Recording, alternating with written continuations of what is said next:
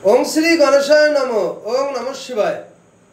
तो बंधुरा আমি আমার এই ভিডিওতে খুবই সংক্ষিপ্ত আলোচনা করতে চলেছি আমাদের মানব জীবনে অনেক পরিবার এবং সংসারে স্বামী স্ত্রীর ভিতর সদা সর্বদা নানা রকম ঝগড়া গন্ডগোল অশান্তি বিবাদ বিচ্ছেদ লেগে থাকে এবং স্বামী স্ত্রীর ভিতর নানা রকম মতানৈক্য এবং নানা রকম ঝামেলা অশান্তি সদা সর্বদা লেগে থাকে।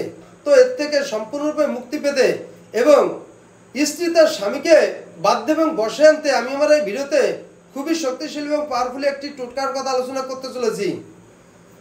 গুরুচুনায় আশ্রিত কোনো গাছ বেড়ে উঠেছে, ওই গাছের কমল শাখা প্রশাখা লতা পাতা বেটে ওই স্ত্রীলোক যদি যে স্থানে কপালে টিপ পরে ওই স্থানে প্রতিনিয়ত ওই রস দ্বারা টিপ ধারণ করতে পারে তাহলে 100% ওই স্বামী তার স্ত্রীর বাধ্য এবং বশীভূত হয়ে থাকে।